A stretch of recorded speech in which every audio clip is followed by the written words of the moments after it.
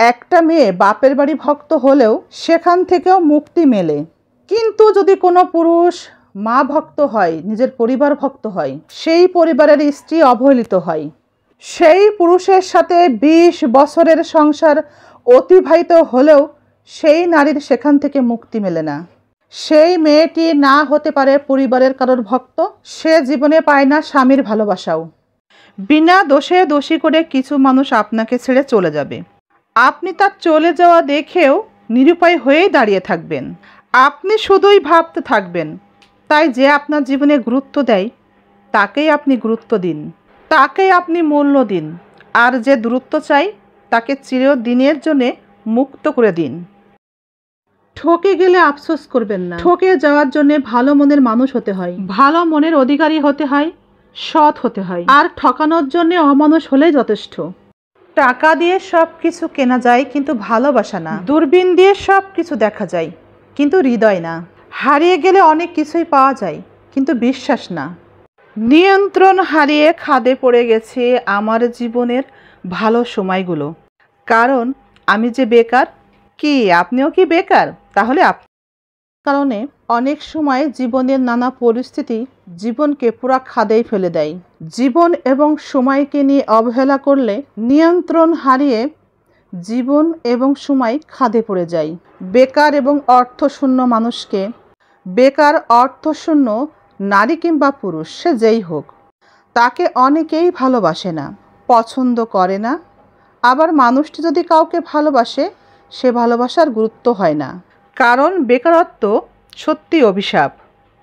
তুমি যদি বলো তুমি কি চাও, তবে নির্দ্বিধায় আমি দুটো জিনিস চাইব। দুটোই আমার জন্য আল্লাহর হুকুম। সন্তানগুলোকে মানুষের মতো মানুষ করতে চাইব। তুমি যদি 1000 জিজ্ঞেস করো তুমি কি চাও, আমি নির্দ্বিধায় নিঃসন্দেহে একটা উত্তরই তোমাকে দেব। আমি শুধুই তোমাকে চাই। মায়াও বাড়ালে তুমি, অবহেলাও করলে তুমি। তোমার মায়া তোমার অবহেলায় সব মিলিয়ে শেষ আমি। তাদের কাছ থেকে সরে আসি যারা আমার বিনয়কে দুর্বলতা ভাবে, যারা আমাদেরকে ছোট করে কথা বলে।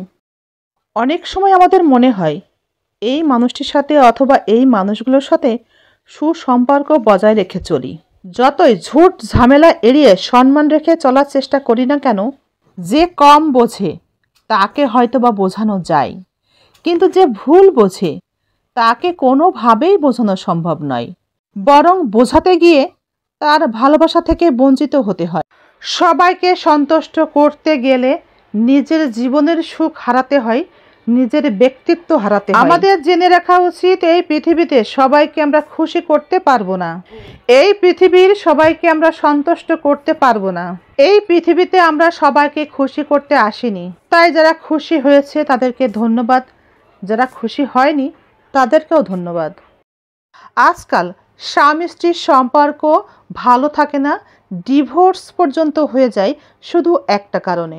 স্ত্রী মনে করে একদিন না একদিন স্বামী ঠিকই শুধরে যাবে, কিন্তু কোনো দিনও স্বামী শুধরায় না। আর স্বামী মনে করে তার স্ত্রী কখনোই তাকে ছেড়ে যাবে না, তাই তার বদ অভ্যাসগুলো কখনোই আর বদলায় না। মায়াও থাকে না, বুকও কাঁপে না। মানুষটির মলিন চেহারার দিকে তাকিয়ে বুকটা একটুও কেঁপে ওঠেনি। দুজনের মধ্যে যে অভ্যাস ছিল তার প্রতিও মায়া হয়নি। তাই তো সম্পর্কের মধ্যেই দুজনের একজন সম্পর্ক নষ্ট করে, ডিভোর্সও দিয়ে দিতে পারে। এত আপন মানুষ দিয়ে কি হবে যদি প্রয়োজন ছাড়া তারা মনেই না করে? অন্যের উপরে নির্ভরশীল হয়ে 1 কাপ কফি খাওয়ার মতো ছোট্ট একটি স্বপ্ন পূরণের চেষ্টাও করবেন না কখনো। নিজেকে প্রতিষ্ঠিত করুন এবং প্রিয় মানুষটিকে সাথে নিয়ে 1 কাপ কফি খাওয়ার স্বপ্ন পূরণের ছোট্ট এই চেষ্টাটি নিজে করুন। নিজের স্বপ্ন পূরণে নিজেই সফল হতে চেষ্টা করুন।